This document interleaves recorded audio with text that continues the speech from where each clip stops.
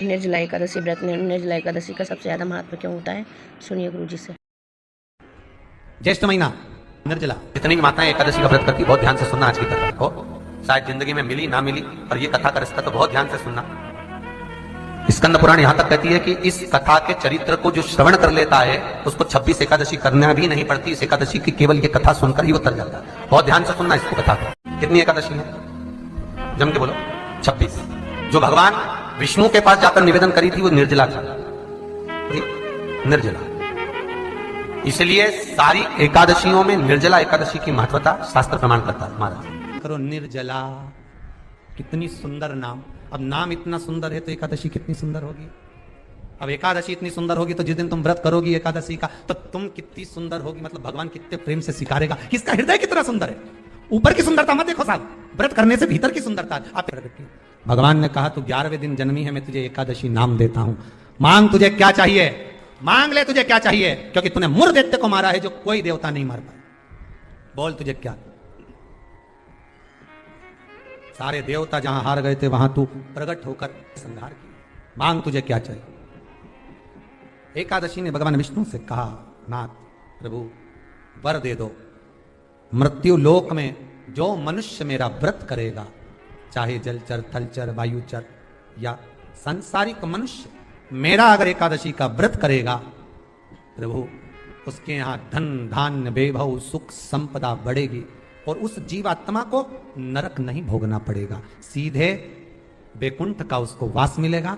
जब जीव आत्मा को लेकर चला जाएगा, यम के दूत जब बंदी बनाकर ले जा रहे होंगे उस जीवात्मा को जिसके प्राण छूटे होंगे, यम के दूत जब बंदी बनाकर ले जा रहे होंगे, तब मुझे वर दो कि मैं इसका हाथ पकड़कर बेतन्नी से पार उतारकर सारे नरकों से निकालती हुई आपके धाम में लेकर आऊं। भगवान ने वर दे दिया, तथास्तु। हे एकादशी सुनो, मृत्यु लोक का मनुष्य अन्न का त्याग कर कर, क्योंकि अन्न में एकादशी के दिन पाप पुरुष रहता है, अन्न का त्याग कर कर एकादशी के दिन जो मनुष्य तुम्हारा व्रत धारण करेगा, उस व्रत को करेगा और उस व्रत को धारण करेगा, उसकी मनोकामना पूर्ण होकर वो मेरे ही धाम को जाएगा। ये तो अब निर्जला के दिन शिव महापुराण की कथा कहती है, स्कंद पुराण कहती है कि आप वर्ष भर की एकादशी का क्रम भले ना करें, पर निर्जला एकादशी के दिन जो तुलसी हम ठाकुर जी को समर्पित करते हैं, वो तुलसी, ध्यान देना, वो तुलसी अगर मान लो आपके पास में रखी है, निर्जला एकादशी के दिन भगवान ठाकुर जी को, शालिग्राम जी को, लड्डू गोपाल जी को, आपके घर में आपके मंदिर में जो आपने भगवान को तुलसी समर्पित करी है, वो तुलसी मान लो तुम्हारे पास रखी है और कोई व्यक्ति को बहुत बहुत ज्यादा कष्ट है शरीर में, बहुत बहुत कष्ट है, थोड़ी सी वो तुलसी चढ़ी हुई ठाकुर के चरणारविंद की, आप उस जीव को दो तो सही, आधा घंटा इंतजार करो, स्वास्थ्य में अंतर आना प्रारंभ हो जाता है उस निर्जला का। क्योंकि निर्जला ऐसी एकादशी है जिसने जगत में जाकर देवताओं के पास जाकर निवेदन करा है जगत कल्याण। घर में कमाने वाले 2-4 हैं, पैसा तो आ रहा है और घर में टिक नहीं रहा, डॉक्टर में, पुलिस में, एक्सीडेंट आदि में, कहीं गलत जगह पर व्यसन में अगर पैसा जा रहा है, जुए में मांसाहार मदिरा पान, या कहीं आया पैसा आने में कमी नहीं आ रहा है पर टिक नहीं रहा, रुक नहीं रहा, कोई मांगने आ गया दे दिया, फिर वहां से अपने पास नहीं आ रहा, अपन कह रहे हैं भैया हमारा पैसा लौटा दो, नहीं आ रहा। तो महाराज शिव महापुराण की कथा कहती है, एकादशी के दिन गंगा के जल में मात्र 7 बेलपत्री डालकर, जो नंदीश्वर भगवान अर्थात जो शंकर जी के शिवलिंग के सामने नंदी होता है, उस नंदी के चरण पर गंगा का जल चढ़ाकर बेलपत्री शिव पर समर्पित कर देता है, उसके घर में रुपया रुकना चालू हो जाता है, फिर वो गलत जगह पर नहीं जाता, गलत स्थान पर वो धन जाएगा ही नहीं। बेटा अगर व्यसन में पड़ा हुआ है, मदिरा पान में पड़ा हुआ है, मांसाहार में, जुए आदि में जा रहा है, तुम्हें लग रहा है कि मेरा बेटा गलत मार्ग पर जा रहा है, ये मित्र दोस्ती गलत हो रही है, वो सही जगह पर जाए। कई लोग इसको धन के लिए भी करते हैं, संपदा के लिए, संपदा के लिए अर्थात जिसका व्यापार नहीं चलता, जिसके घर में पैसा नहीं आता, या नौकरी नहीं लग रही, या सर्विस नहीं लग रही, आप अप्लाई कर रहे हो, जगह जगह जाकर इंटरव्यू भी दे रहे हो और पैसा नहीं आता, तो उसके लिए भी प्रयास किया जाता है। पर उसके लिए यहाँ पर जो धन के लिए करते हैं, उसके लिए विष्णुपति के लिए करते हैं। मतलब जैसे गंगा के जल में तुलसी के 11 पत्ते डाले जाते हैं। कितने पत्ते डालते हैं? 11 तुलसी के पत्ते डालते हैं और उसको किसी भी नारायण के मंदिर में, राम कृष्ण शिव, शंकर नहीं, राम कृष्ण भगवान विष्णु दत्त आदि जितने नारायण के मंदिर हैं, उस मंदिर में किसी भी पात्र में, एक छोटे से पात्र में उसको भरकर रखी जाते हैं महाराज। उससे भी जॉब सर्विस नौकरी में सफलता प्राप्त हो जाती है, परंतु वो भी एकादशी को ही होता है। कुछ देर तक पात्र को रखा जाता है, फिर वही पात्र का जल किसी भी वृक्ष के नीचे डाल दिया जाता है, उससे भी नौकरी के लिए फायदा मिलता है। नहीं, एकादशी है कौन, क्यों इसकी इतनी प्रधानता है, क्यों इसकी पुण्यता है, ऐसा क्या है एकादशी में जो इसकी पुण्यता मानी जाए? कौन है ये जो भगवान नारायण तक एकादशी का व्रत करते हैं? सुभद्रा जी को भगवान जगन्नाथ ने, जगदीश ने एकादशी का व्रत कराया था। बद्रीनारायण भगवान को माता लक्ष्मी ने एकादशी का व्रत कराया था। क्यों? चंद्रायण एकादशी व्रत की माता। एकादशी है कौन? तो कहा जिसको व्रत करने पर भगवान नारायण भी जिसका व्रत करते हो, भगवान माता लक्ष्मी जिसका व्रत करती हो, वो एकादशी है कौन? तो शास्त्र वर्णन करता है महाराज। स्कंद पुराण का सुंदर चातुर्मास्य खंड के अंतर्गत वर्णन आया है महाराज। एक बार भगवान विष्णु आनंद में विराजमान थे। पद्मावती और माता लक्ष्मी दोनों उनके पास में विराजी हुई थी। भगवान लक्ष्मी और पद्मावती दोनों बेटी, एक सिर के पास, एक चरण के पास। कुछ समय बाद वहीं पर ब्रह्मदेव का आगमन हुआ और ब्रह्मा जी आगमन पाकर भगवान नारायण पद्मावती से लगकर उठे और उठकर लक्ष्मी की ओर झुके। झुकने पर इन तीनों के समागम से भगवान नारायण के हृदय चित्त से एक कन्या प्रकट हो गई। उस कन्या का नाम एका था। क्या नाम था? एका। अब 10 उसके गुण इतने प्रबल थे, वो 10 गुण उसके बड़े प्रबल थे कि वो एका जिसको निहारती थी उसको संपदावान बना देती थी, जिसको देख लेती थी उसके जीवन में वो आनंद की अनुभूतियां करा देती थी। एका जिस मार्ग से जाती थी उस मार्ग के द्वार खोल देती थी। एका का पुण्य इतना पुण्य प्रखर।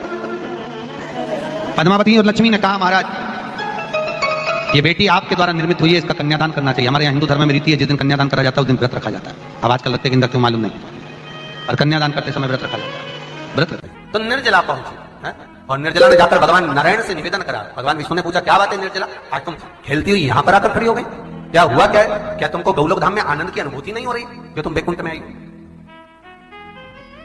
निर्जला घूमती घूमती भगवान के सम्मुख में पहुंच गई। भगवान ने पूछ रहे, बार बार पूछा, निर्जला हुआ क्या तुमको? निर्जला एकादशी हुआ क्या है तुमको? क्या कारण है तुम्हारे यहां आने का, वैकुंठ पहुंचने का? बहुत ध्यान देना महाराज। शास्त्र कहता है सोमवार, मंगलवार, बुधवार, गुरुवार, शुक्रवार, शनिवार, ये देवता वो देवता सबके व्रत कर लो, सारे व्रत कर लो, पर ये व्रत आपको परमात्मा के धाम तक लेकर नहीं जा सकते, क्योंकि इनका जो पुण्य है वो मृत्यु लोक में आप थोड़ा सा भी गलत करते हैं तो पुण्य समाप्त हो जाता। पर हिंदू धर्म के 3 व्रत ऐसे बता दिए जिन व्रतों का पुण्य समाप्त नहीं हुआ।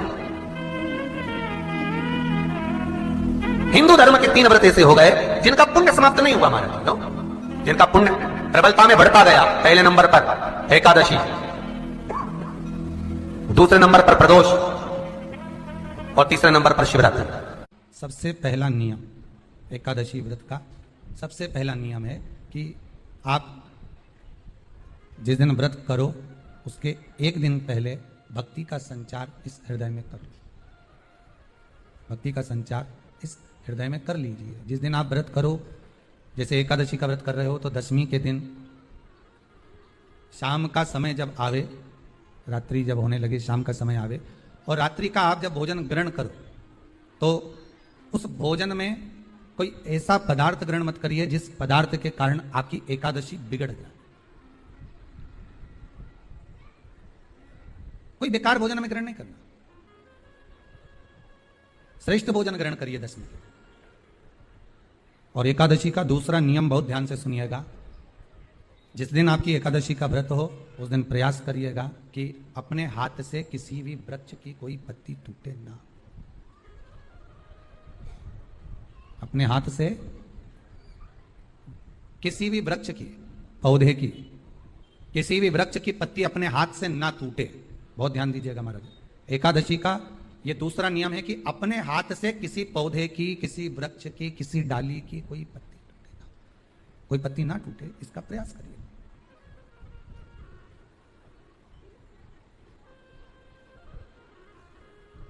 कितना सुंदर व्याख्यान कहा है, कितना सुंदर वर्णन है महाराज कि मात्र एकादशी का व्रत कर लेने पर, मात्र एकादशी का व्रत कर लेने पर